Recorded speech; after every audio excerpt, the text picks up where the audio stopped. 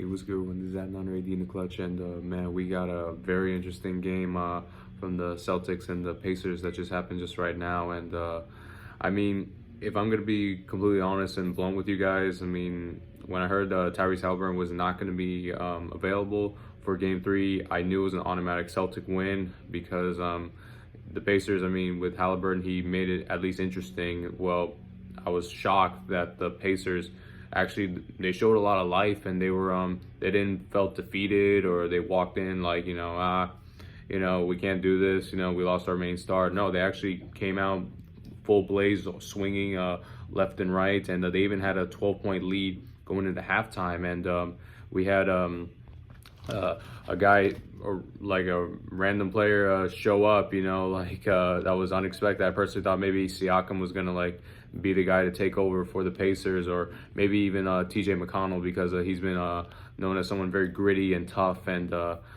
he has that potential to just take over. But no, it was actually Andrew Nimhard, and he was the Pacers player of the game, in my opinion, where he had 32 points, 4 rebounds, 9 assists, with 2 turnovers, to be fair, and shooting 57.1%, both overall in his field goal percentage and his 3-point percentage, which is really impressive. But the Celtics, I think they're learning from their mistakes, and they're trying to shut down their narrative that they're known for, like quitting too easily, or they're mentally weak, or even like just not having the drive, just the capability of being a champion. I think they're trying to shut that down. Especially now this year in this particular series. Things only got reignited when they lost a game apiece to the Heat and the Cavs in the first 2 rounds, respectively. Now they're going all in. They have a golden opportunity in front of them, where the Pacers, their main star, he's out. So the Celtics, they cashed in, took advantage of it when it mattered the most. And Jayson Tatum, he is showing that he's really hungry for that ring, and he even got some major help from Al Horford, who had 7 3-pointers in this game, which is very impressive for Al Horford, who is on the twilight of his career. Jayson Tatum's been throwing like beautiful behind the back passes to him, and he's able to get like wide open threes, making it very easy for the Celtics to be able to make their comeback. It was like a slowly but surely, like they were just chipping away the Pacers' lead, while the Pacers were like being flashy and getting the fans all excited. The Celtics just little by little just nitpicking,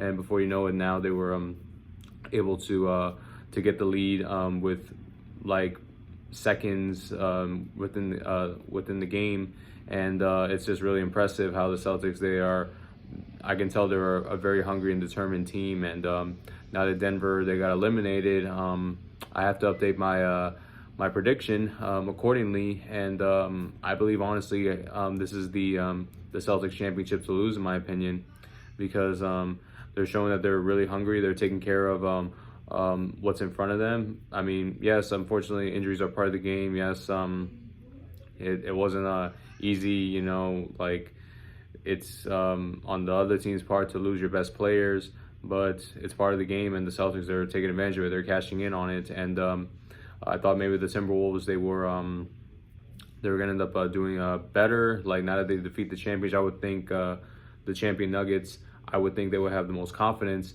going into to the Western Conference Finals against the Mavericks. But no, actually Dallas has a 2-0 lead, which is really crazy in my opinion.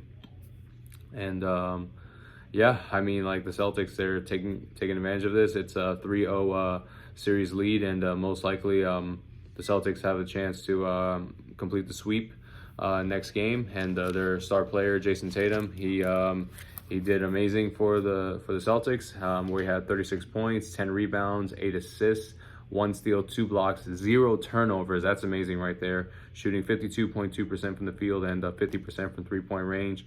That to me is really amazing, and it just goes to show, like the Celtics, I think they're the hungrier team, and it's going to be very interesting, because like I know a lot of people will discredit the Celtics. Oh, they had an easy path to the finals. I mean, hey, you take what's given. I mean, the Celtics, they had a historic regular season. They've blown out teams multiple occasions by over 50 points. Yes, of course, I mean, we all were hesitant about the Celtics because they've been in this position before. and they have squandered the opportunity, whether against opponents in the Eastern Conference Finals or in the NBA Finals. Now this is their chance to be able to shut all that down. And then Jayson Tatum, he's entering his prime of his career, and now he's got the right pieces around him to be able to maximize his abilities. It was really good that the Celtics, they were able to get Kristaps Porzingis and Jrue Holiday. So far has shown that it has paid off in numerous of ways. And I'll admit, I mean, at the time, I mean, I was concerned, especially with how they gave up Marcus Smart. I thought he was a very important piece for the Celtics, but I was proven wrong.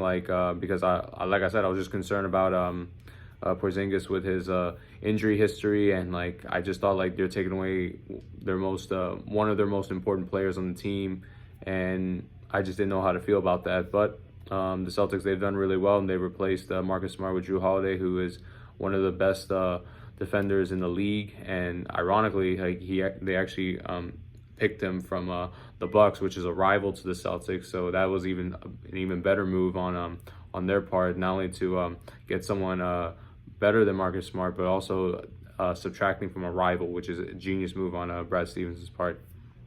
And this is the chance for the Celtics to be able to go into the NBA Finals with the most confidence. They have the most rest, and honestly, because the Timberwolves, they've never been to the finals up until this point, and Dallas Mavericks, they're still a really young team. I mean, potentially the Dallas Mavericks could make it to the finals, as it has been proven that teams with 2-0 leads most of the time tend to end up winning the series.